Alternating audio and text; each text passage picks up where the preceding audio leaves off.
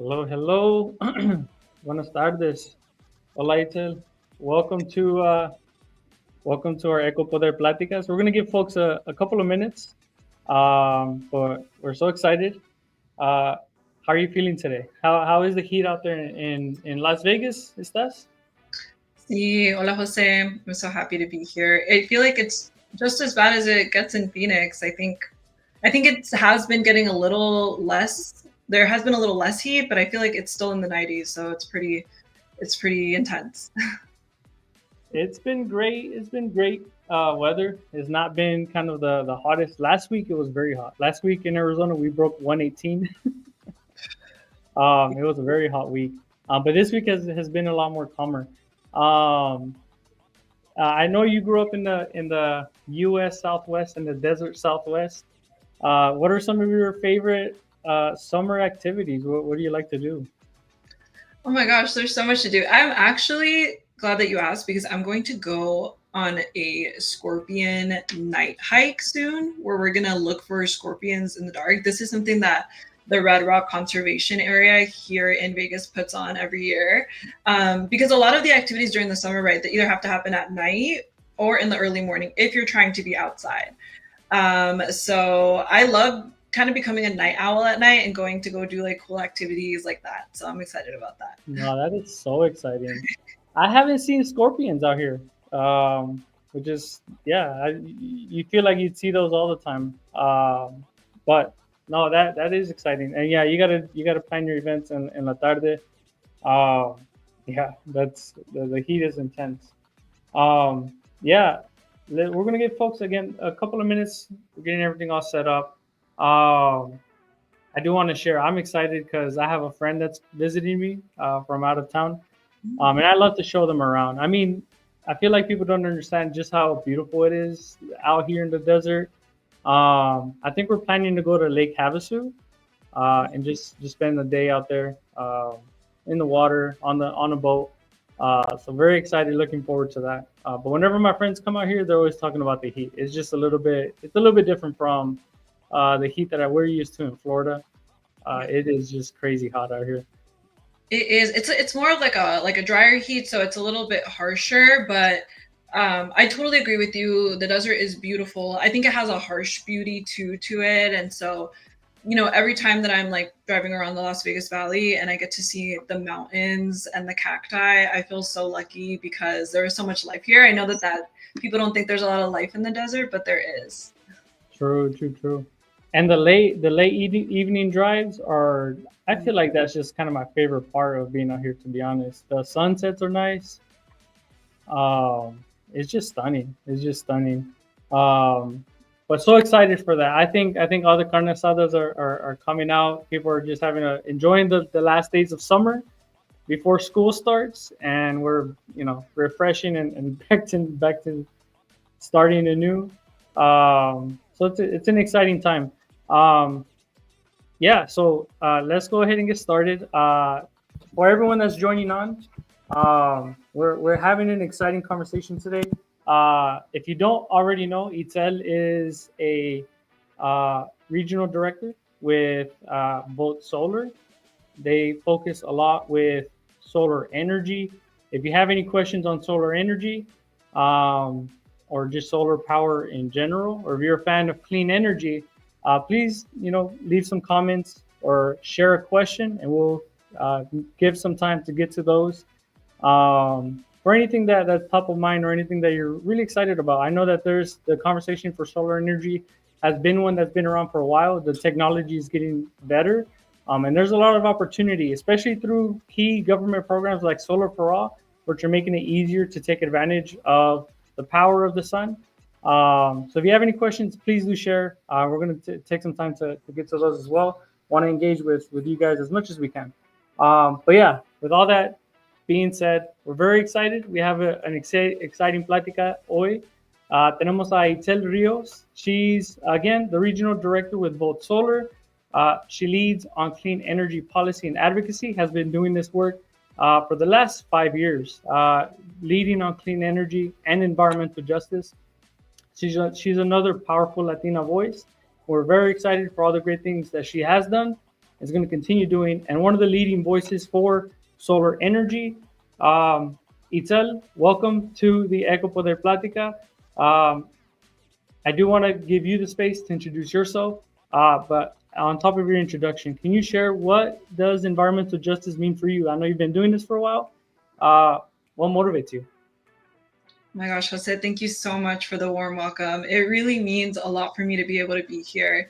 And I always start off by saying that I am the proud daughter of Mexican immigrants. And that really shapes the values of how I show up to every single space. I always show up with hard work, with kindness, and with resiliency. And so, with those values instilled in me, I grew up watching my parents work incredibly hard, as all of our parents work, as all of our community works, but still having to make tough choices. I remember, especially now that we were talking about the heat here in the Southwest, during the summers, we'd use fans or wait until the last possible moment to turn on the AC just to save some money. So, whenever I think about environmental justice, to me, environmental justice means putting people first. It means making sure that the folks dealing with the highest bills, the worst heat, and the dirtiest air are the first to benefit from the solutions, not the last. And I didn't enter this field through a traditional policy route. I grew up and I came through community work. I came through the work of listening to people, organizing, learning from families just like mine, knocking on doors, and maybe getting into a conversation with a neighbor about a certain issue that I didn't expect to get into a conversation about, but just being able to hear what were the priorities in my community. And through that, I saw clearly who was being excluded and how decisions were being made without our voices in the room. And so that has always shaped my entire perspective. And something that really keeps me grounded is knowing that this isn't theoretical. This is about our parents. This is about our neighbors. This is about our brothers and sisters. And if we don't fight for equity in clean energy, we're going to repeat the same patterns we've always seen. The institutions will keep going where some people benefit and others pay the price. And so that's what motivates me every day. Thank you so much. I think we can all relate to our parents doing the utmost to keep the bills low. The fight to turn on the AC is a real one. You know what I mean? We want to put it down to 68, and my mom wants to keep it at 72. It's still a debate to this day what the right temperature setting is, and maybe we'll learn about what it is in this call when we're keeping clean energy and climate justice in mind. But again, as our resident expert on solar energy, we do have a couple of solar questions for you. We want to break it down. We want to make it easier to understand. What is solar energy? You have a lot of experience, and you said you've had conversations with our community, and we trust that you know kind of what are the ways that we can continue talking about solar in a way that's easier to understand. The topic has garnered a lot of attention. There's programs like Solar for All, which is making it easier for solar energy to become part of our daily lives. What do you see as the potential for solar energy in Arizona, in Nevada? And what's the difference between traditional energy and clean energy? Thank you so much, Jose, for those questions. I think it's very important to clarify and to talk about the fact that Arizona and Nevada, the Southwest, is really made for solar. In Arizona, we get over 300 sunny days a year, and that's basically free energy we're letting go to waste if we don't use it. And the reality is that most of us are still using energy that comes from coal or gas. So that's just the energy that we pay for every month through our utility company. And that kind of power pollutes our air, it raises our bills, and puts us at the mercy of these big utility companies whenever they want to raise the bills on us. And last summer, I heard from a family who had a $400 electric bill in July alone, just from trying to stay safe during the heat wave. They weren't blasting the AC either. They weren't turning it to like 65. And I always think about the experience in my family, in my household, where my mom would try to budget, right, just for the summer, because we knew that the bills were going to be higher in the summer when we had to experience that extreme weather, those extreme heat waves. So solar lets us change that. With panels on your roof, you generate your own power. You're not waiting on a utility. You're producing what you need right from your own home. And then when you make more than you use, you can get credit on your bill. So that is called net metering. And the utility actually pays you for the extra power you send back. So in a hot place like Arizona, that can make a big difference. And clean energy also means we're better prepared when the grid is under stress. I know here in Nevada, sometimes in the east side, a predominantly Latino community, there's blackouts because of the extreme heat. And during those blackouts, energy demand is rising. Folks are now in their home without AC. And so it helps us keep resilient. Solar energy helps us stay resilient, and it's energy we can count on. So make sure that we have stability, and it makes sure that we're not being left behind. I think that's the most exciting part whenever we are talking about clean energy. There's a lot of aspects to it, but it's the fact that you can take control. And in those extreme situations, which we have blackouts in Phoenix. We're very familiar. Whenever the power goes out, thousands of people are affected, and a lot of us have we have children in the homes. We have our grandparents in our homes, and blackouts for a lot of people can be just very tough times. I think with solar energy, it gives us that added ability to kind of have readily available energy, especially here in Arizona where we just have so much sun. It's something that is becoming more easily accessible and available. And really excited about programs like Solar for All, which are making it easier for us to take advantage of that. And I just think in the future, when the demand for energy is just increasing because of the data centers and AI and everything that are demanding a lot more energy, having more diverse options is going to give us a lot more power and say so back in how we use energy every single day, which I think is going to be key. And in part, the Solar for All program comes from the Inflation Reduction Act, which was passed in 2022. Basically, the program came from the idea of investing in underrepresented and marginalized communities, communities that have been left behind. And again, I know you pointed it out. Communities that stand to benefit the most from these programs are communities like ours, places where we're from, where our friends and families are from. And there has been over $7 billion of investment in this program to get out to these communities. From your vantage point, what are the opportunities through Solar for All, and who stands to benefit from this program? Yes, I'm super excited to talk about Solar for All because it feels like we finally have a chance to do energy differently in Arizona.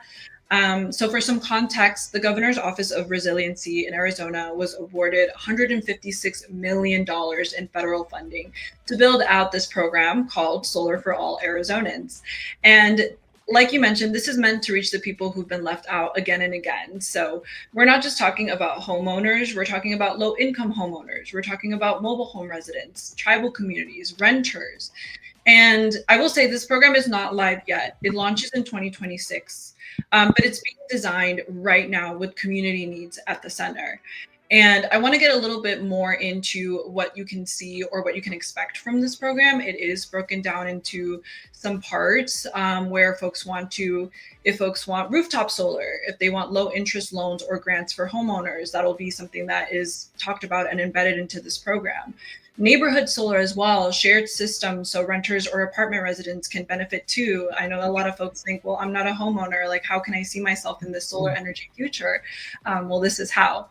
And something that's really important as well is rural and tribal solar plus storage for households that don't have reliable power yet, and so that they're able to get it. And finally, the program is going to focus a lot on workforce development. These are training programs so locals can get good paying jobs building this out. And when we say workforce, we're not just talking about engineers. We're talking about real local jobs. So like installers, maintenance techs, outreach coordinators, jobs that actually stay in our communities. I think it will be so powerful to be able to have folks from our communities, be a part of the workforce that's installing these panels or that's helping bring solar into our neighborhoods. It just feels very full circle. And when these systems are built right, we're not just going to be saving money on our bills.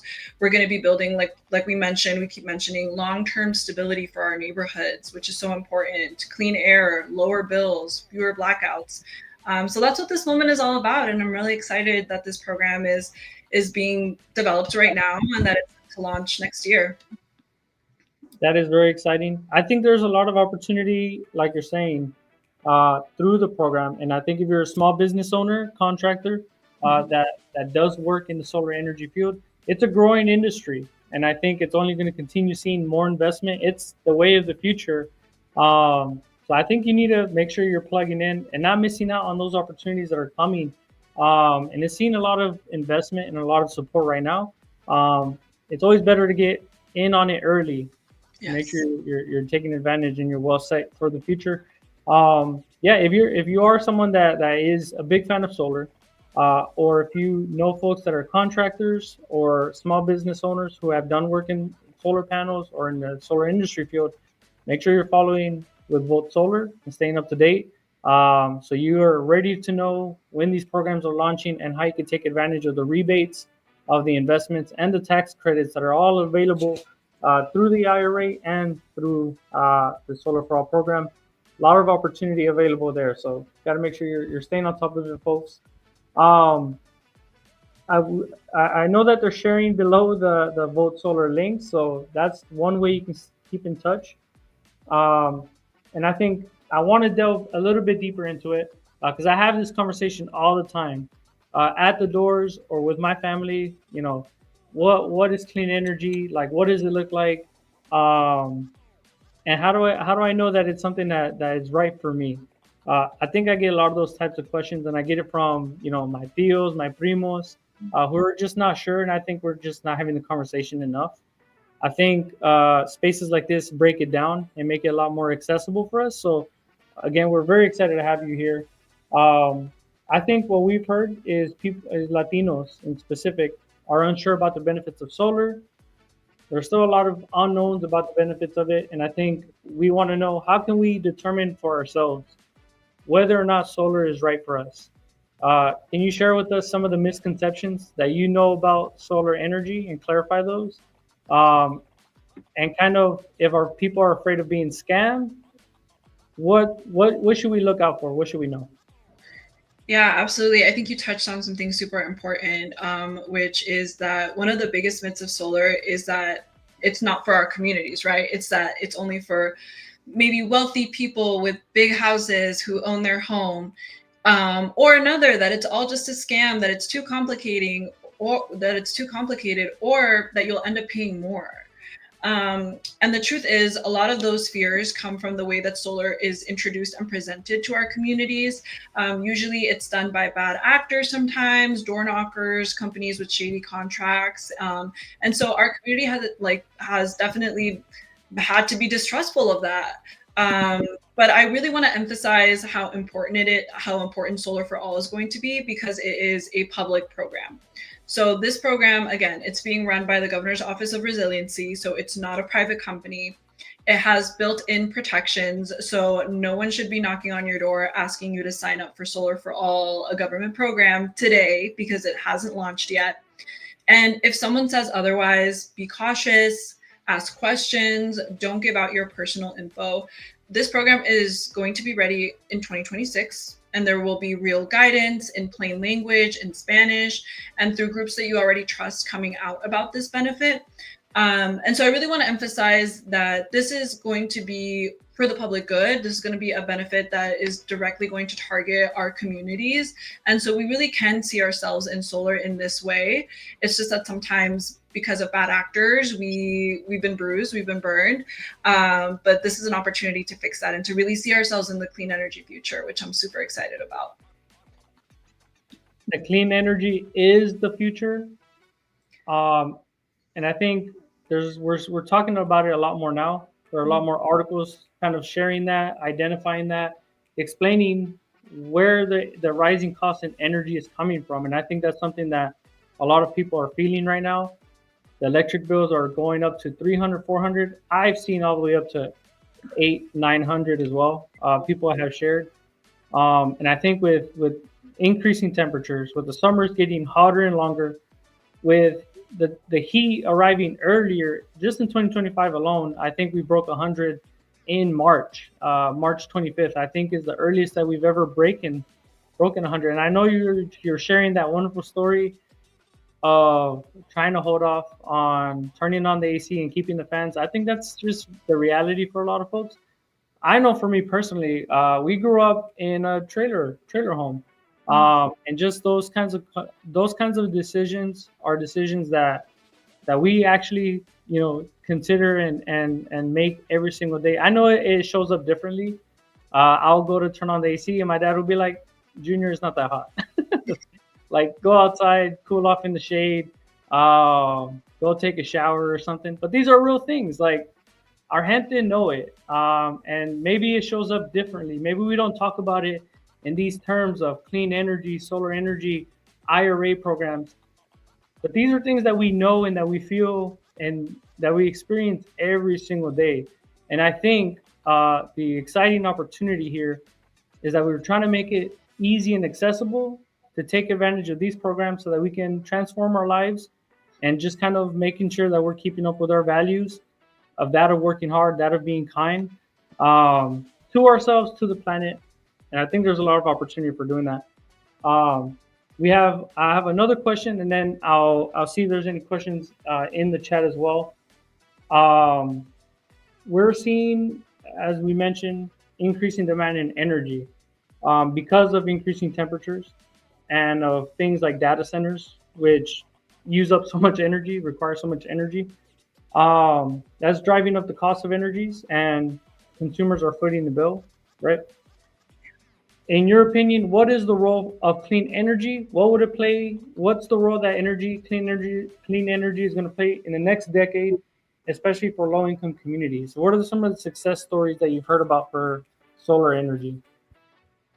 Yeah, absolutely. Well, first off, I want to back up a little bit and talk about what you said, because when I think about environmental justice too, I think very big picture of like who in our lives, or who in the country, who in the world is already experiencing environmental injustice.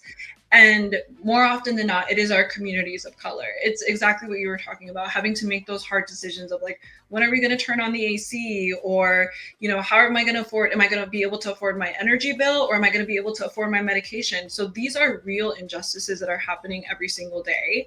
And when I dream and picture the future, I picture us not having to worry about those things. One, because we've mitigated the effects of climate change through transitioning to a clean energy future. I know in my bones that that's one of the real practical ways we can stop some of the effects of climate change and some of the injustices our communities face. And so clean energy, it's already playing a role, but we just need to scale it up. So some success stories, we've seen communities where rooftop solar has helped bring electric bills down by over 20%. And we've seen tribes lead their own solar installations and create their own energy sovereignty. And that is just amazing. We've seen programs train young people who never thought they'd work in tech, but now they're installing panels in their own neighborhoods. So over the next decade, clean energy could really mean freedom from rising utility bills. It could mean resilience during extreme weather. Extreme weather seems like it's only getting worse. And I want to believe in a future where it's not going to be as bad, but we don't know, right? So it could mean that resilience. And it could mean careers that don't require a 4-year degree, or maybe there's a training program that's better suited for folks who don't want to like spend those 4 years in college. So it can work for us, but we can only do this if we make sure our communities are included from the start. And that's why it's so important to talk about this and to give input to a lot of these programs that are coming up. Itel, thank you so much.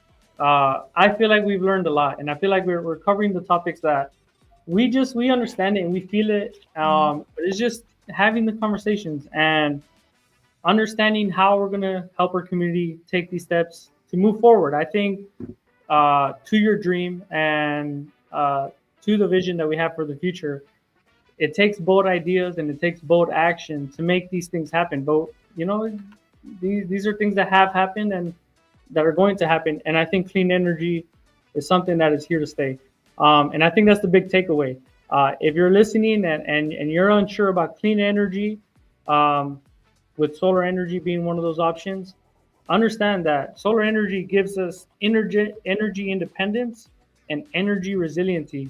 In a time when there's worsening weather events, the heat is even causing blackouts, and rising costs and competing with energy demands from different sectors and different um, power sources. I think clean energy makes sure that each person has a little bit more say so, a little bit more control over their own energy future. So, yeah, that's it's very exciting. We're so excited again to have had this conversation. It's an important one for our community. I think it's one of those that we feel that we need to talk about a little bit more often. How else can people stay connected with both solar and solar energy? Yeah, absolutely. Well, this is the perfect time to get connected. You can sign up for updates from Vote Solar using the link votesolar.org/join.